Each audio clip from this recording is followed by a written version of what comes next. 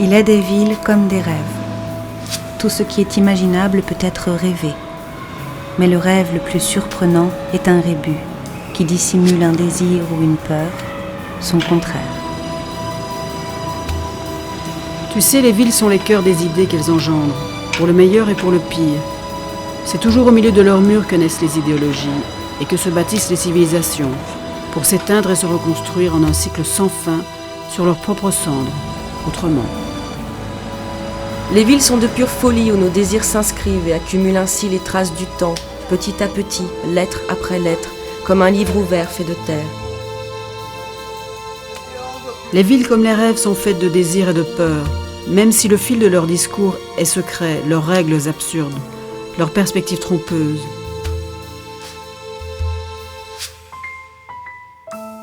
Les villes aussi se croient l'œuvre de l'esprit et du hasard, mais ni l'un ni l'autre ne suffit pour faire tenir debout leurs murs.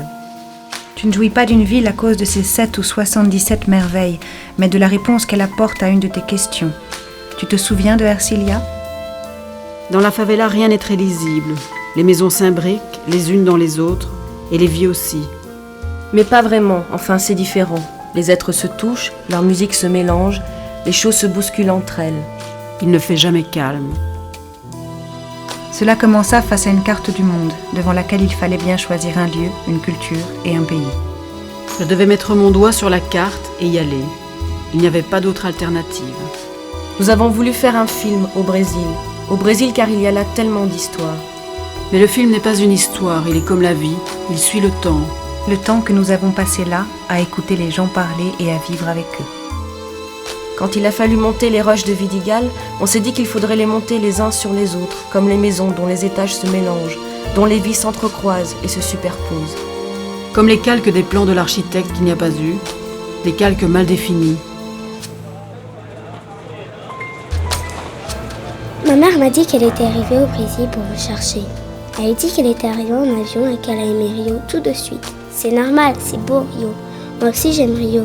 Je suis née à Rio. E vivi muito tempo com a Dona Irene, minha avó, no Vidigal. Puis on était dans la rue avec ma mère et Brenda. Na Copacabana, conhece? Oui, et les images continuent à se mélanger, et les histoires aussi. Rio de Janeiro, ville sublime et infernale, je t'ai découverte un matin de janvier, à l'aéroport de Galeão, à 6h du matin. Rio, ville intégrée de peuples et traversée d'espoir, comme les lignes de bus longeant la mer sans s'arrêter du matin au soir. Les villes nous mangent et nous digèrent. Au mieux, elles nous déjectent sur un trottoir pas trop encombré. Rio, fleuve de janvier, déploiement lumineux et moqueur de ces montagnes ainsi posées, autour de la Baía de Guanabara.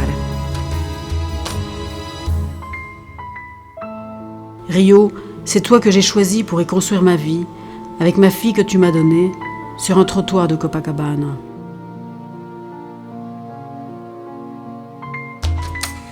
De toute façon, il fallait bien qu'on filme ces petits magasins à la nuit, comme nous l'avions décidé avec toi. J'ai demandé si on pouvait filmer, puis tout s'est passé très vite. J'ai eu très peur. Peur de quoi ? C'est-à-dire que c'est difficile à raconter. J'ai eu tellement peur. Je voulais seulement filmer les petits magasins la nuit. Rio, Centro, Rocinha, Botafogo, partout bat dans son cœur des lignes de démarcation. Des frontières internes, des zones incertaines, des lieux de lutte urbaine, de peur et de joie de vivre.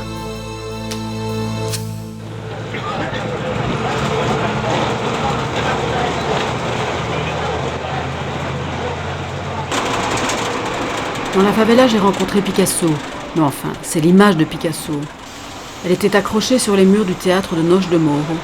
C'est le théâtre de la favela de Vidigal, où j'ai voulu construire mon projet sur les droits humains.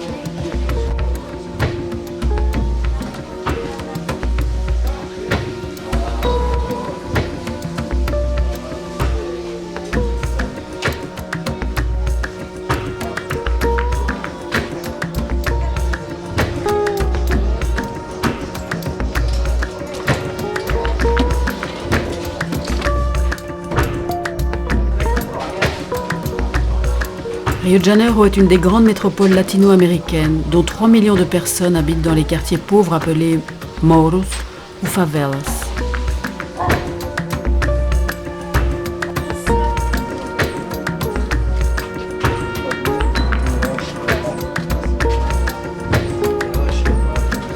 La favela est un labyrinthe de ruelles dont les structures et les fonctions s'imbriquent les unes dans les autres.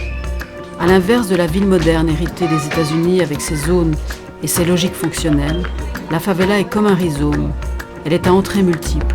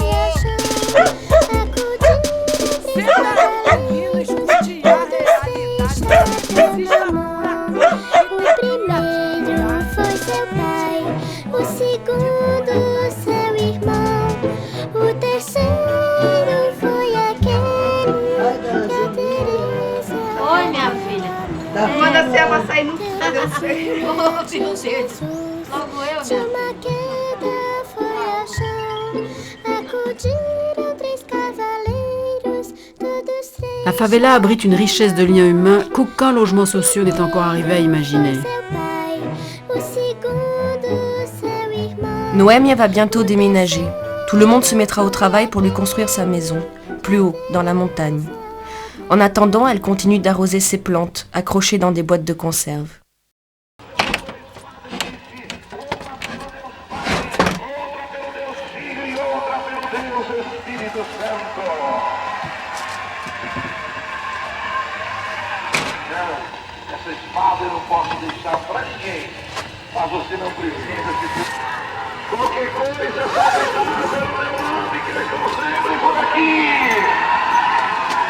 Aqui a Bíblia está dizendo que o povo de Israel gritou e os muros caíram.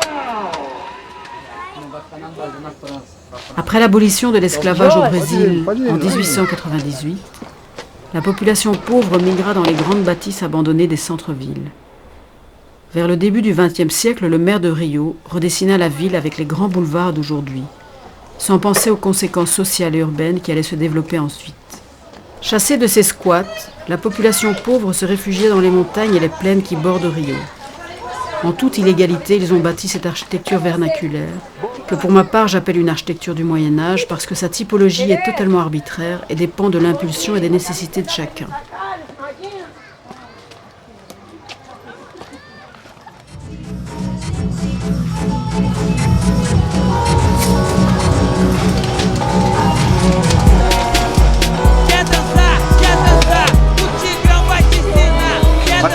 Pode trabalhando agora, à vontade.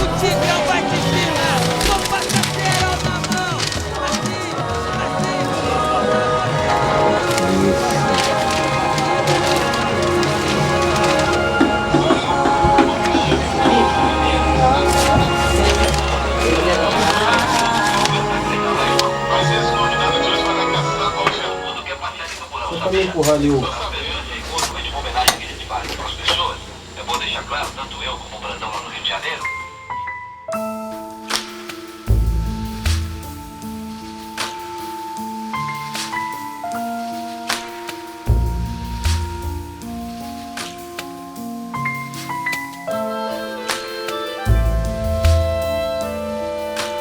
C'est seulement depuis 1993 que la ville a instauré un programme, Favela Bairro, ce qui veut dire Favela Quartier.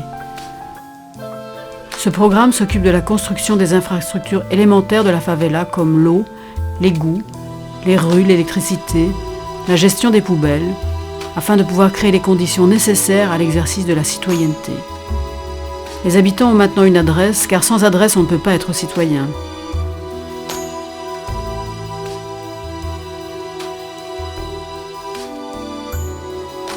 Alors que Positano, Fès ou Lisbonne sont considérés comme du patrimoine universel, la favela, qui est un sublime agencement urbain, est encore considérée comme un fléau social et les populations d'en haut et d'en bas se côtoient mais ne se mélangent pas.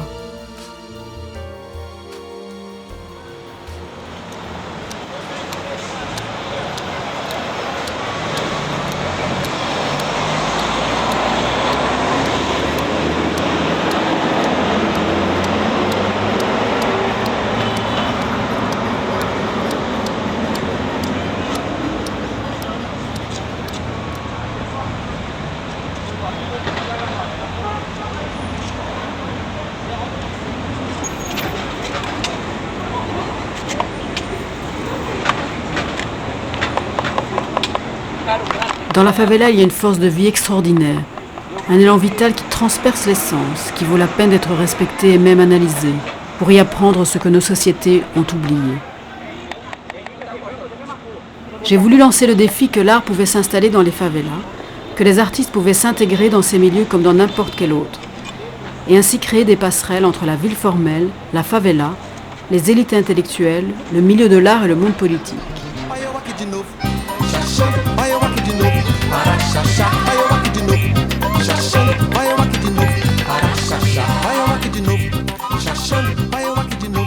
Depuis 84 ans, Leni, fille d'un Espagnol et d'une Allemande, vit dans la favela au milieu de ses chiens, poules, canards et tourterelles. Luisão est professeur de musculation le jour et la nuit, il assure la sécurité d'un grand hôtel de Rio. Parfois, son regard se voile quand il repense à sa famille, tuée l'année dernière dans un éboulement de terrain. Chico Chorão vit sous une pierre, en haut de la montagne. Il fait humide. Son fourneau fait de bidons d'essence longe la planche qui lui sert de lit, et quand on lui demande où est-ce qu'il trouve son eau, il dit « Caiu do céu, foi Deus que me deu ». Elle tombe du ciel, c'est Dieu qui me la donne. Manuel vit seul sur l'île en face de Vidigal. Il vient vendre son poisson 2 fois par semaine. Un jour, il trouva un pigeon voyageur qu'il soigna jour et nuit. Quand le pigeon mourut, il l'enterra sous des pierres et garda le message qu'il avait à la patte comme un trésor.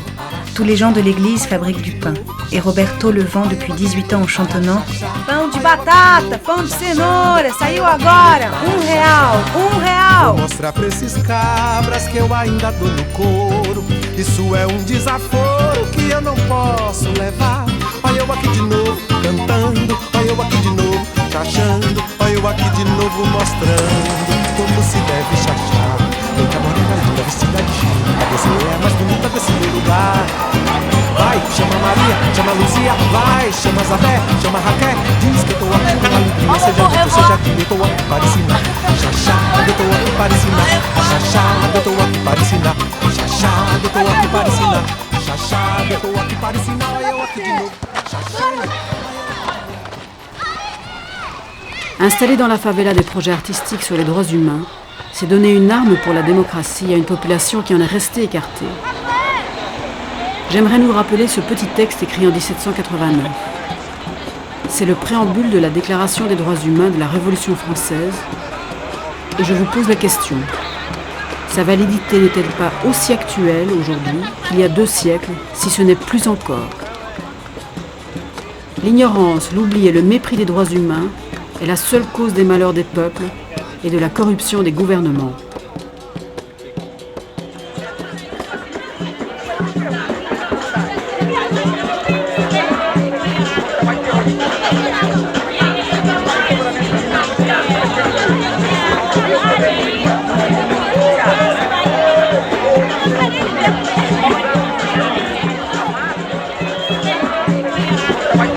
Sobre direitos humanos.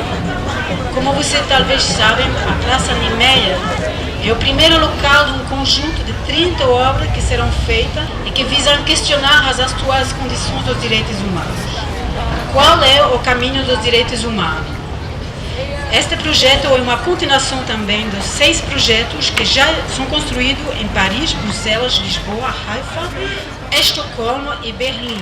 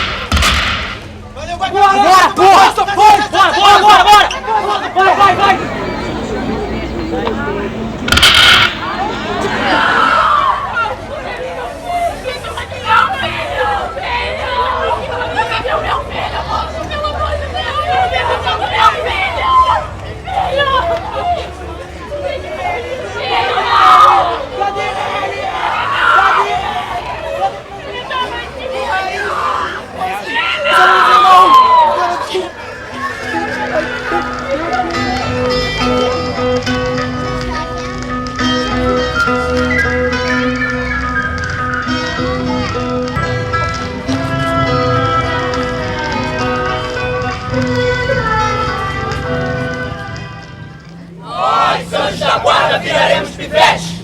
Invadiremos tudo. Ruas, casas, governos. Abriremos guerra ao planeta Terra. Com um exército invisível de pequenos soldados. Invadiremos tudo por todos os lados. Com a ação invisível de soldados alados. Os seres humanos perceberão atentos que seu maior engano foi seu maior tormento. Abandonar a criança é assassinar o tempo, é matar a esperança e deixar o futuro ao relento.